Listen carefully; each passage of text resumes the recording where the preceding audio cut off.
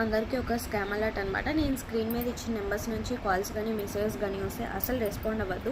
ఎందుకంటే few minutes back నాకు call వచ్చింది, మీ డాడీకి నేను అమౌంట్ ఇవ్వాలి, సో మీ డాడీ నాకు ఈ నెంబర్ ఇచ్చి నీకు సెండ్ చేయమని చెప్పారు. 4500 ఇవ్వాలి మీ డాడీకి, ఫోన్పేనా గూగుల్ పేనా అని చెప్పని చాలా డిస్కషన్ జరిగింది.